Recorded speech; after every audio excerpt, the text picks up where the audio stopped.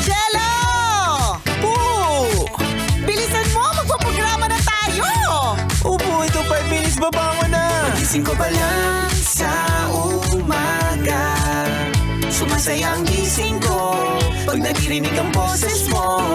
Paggising ko pa lang sa umaga, kwento mo ang hanap ko, bumubuo ng araw ko. Tambalan na! Nicole Diala at Titan Jello!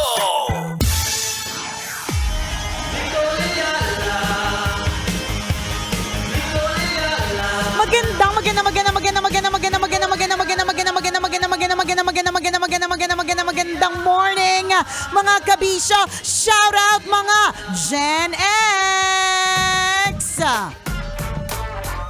Shoutout din syempre sa lahat ng mga Gen Z na hirap bumangon pero handang harapin ang mga hamon ng Let's buhay. go! Sasabay ka ba? Kaya mo ba? Mamaya, ikaw muna. Let's go! Kapagsiksikan, dikdikan na naman ako sa pina ng jeep. Iba ang aming trip, pare. Has kaming with utak. Sobrang bilis. Iwan sa aming panis. Ito na ang makabagong tambalan. Boom, panis! Hey! Ayan. Good Sabay. morning! Ay, sasabay ka? Sabay yung Gen X at Gen Z. Ay, Pwede. Sige, Ginawa sige, namin sige. kasi to, ginawa namin kanina to sa Jello! Boom! Bingi ka na naman. Hinaan mo muna nagsasalita. Sige na. Alam nyo. Alam mo na, bibigay kasi Alam ako nyo? sa'yo. Ang lakas kasi ng ano mo eh. Yan tuloy, epekto na pala to. Pag nag-uusap kami na ni Titan Jello sa loob ng booth, nagsisigawan kami. Ganyan ba kayo mga Gen Z? Gusto nyo lagi malakas? Hindi, nagmana lang kami sa inyo. Mahina na yung pandinig. Hoy, hindi mahina yung pandinig namin. Malakas yung volume mo. Malakas lang din yung boses mo. Sabagay. Kaya naging ganito yung tenga ko. Okay. Sige. Game na. Sige, pakitaan natin sila Pakitaan lahat. natin sila ng malupit na rap. Hindi ako yung maangas. May mas maangas pa. Eto na. Pag ako hindi nakasabay ha. Galingan mo, ante. Huwag natin Sige. pahiya yung pamilya. Nakatutok ang pamilya nating nakaantabay talaga lagi. Okay, let's go. And 3, 2, 1. Makipagsiksikan, dikdikan na naman ako sa pila ng jeep. Iba ang aming trip, parehas kaming with utak. Sobrang bilis, iwan sa aming panis. Ito na makmabago tambalan. Uy, boom, panis! Almost! Tuwan-tuwa yung tita. Tuwan-tuwa yung pamangkin.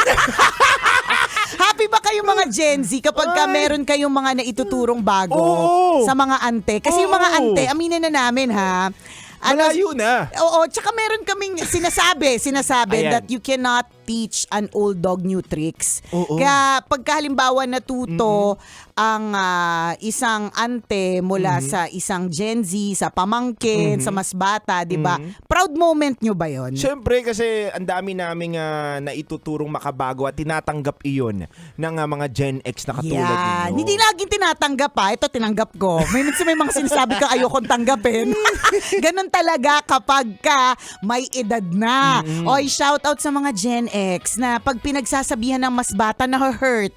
Oy, pakatandaan mga kabisyo kong batchmates always remember it is okay to learn from the younger ones. Yan. Totoo naman. Wag laging mayabang na alam ko na ang lahat, Totoo. 'di ba? It's important na buksan din po natin ang kaalaman sa mga bagong terminologies, Yan. sa mga bagong apps kung makakatulong, Totoo. 'di ba? Gawin po natin 'yan. Tsaka marami matuturo sa inyo mga Gen Z dahil kami, ma-explore kami. Tama. Hinahanap namin yung pinakamadaling paraan para sa trabaho. Bakit gusto niyo madali? Ayaw namin mapagod. Talaga ba? Kami sanay kami nahirap. Totoo yan.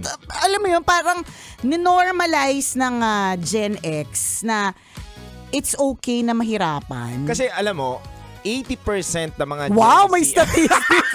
parang kunyari matalino. Talino. Kunyari matalino yung pamangkin mo.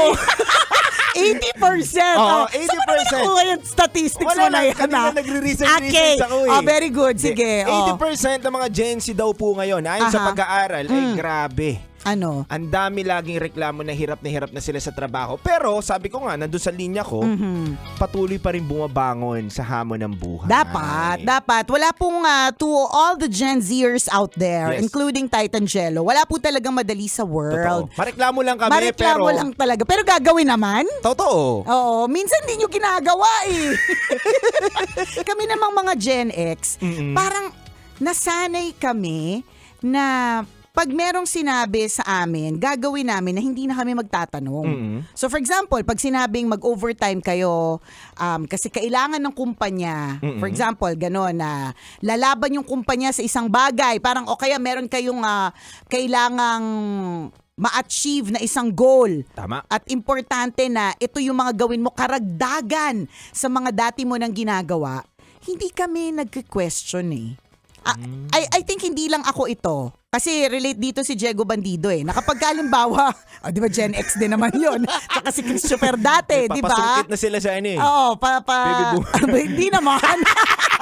Di naman ka-age namin yan. Okay. Ka-age ko yan sila. Pag nag-uusap kami, at kino-compare namin how you Gen Zers work or think, iniisip namin na parang bakit kini-question pa nila yung mga bagay-bagay, hindi na lang tanggapin na parte kasi talaga ng trabaho na minsan nag-e-extend ng oras, Tama. minsan talaga kung ano yung nakalagay sa JD o job description, normal para sa aming mga Gen X na mag-extend nun.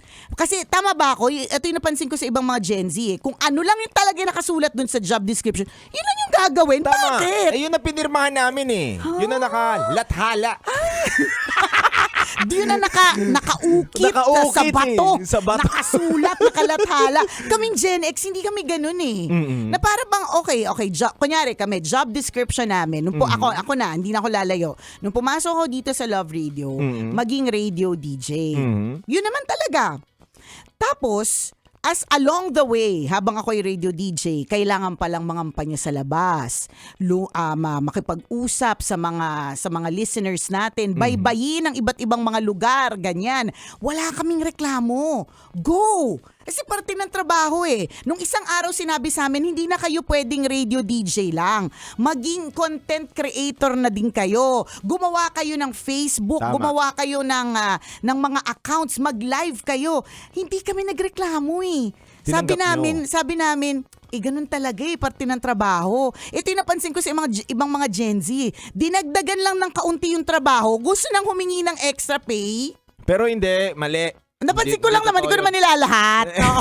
Sa inyo rin naman, hindi rin naman lahat kayang tumanggap. Hindi naman Mag-adapt. din lahat. Kaya lang parang Diba? andali lang, hindi siya para questionin ng mahaba. Pwedeng magreklamo, oo, pero gagawin pa rin namin eh. Gagawin rin naman namin, ginagawa pa rin naman namin. Di ginagawa nyo rin naman, pero may questions. Siyempre. Siguro yun yung kaibahan. Ako basically, hindi ako nagtatanong eh. Para bang, okay, inutos to sa akin, di gagawin ko. Hindi ako yung parang automatic, magkano ba yung parang karagdagan dyan. Meron ako isang kilalang Gen Z na ganyan eh. Nabigyan ko siya ng isang karagdagang task.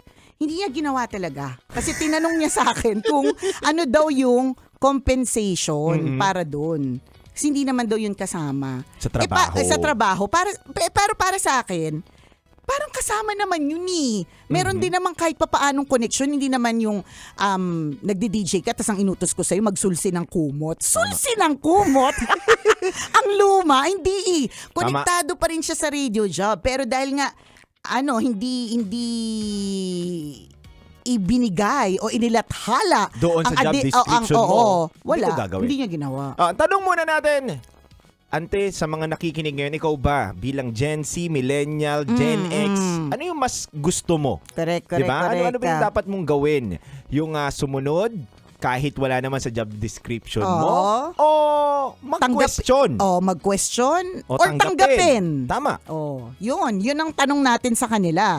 Sa anumang generation kayo. Tama. Kasi kami nasanay talaga kami sa ganun eh.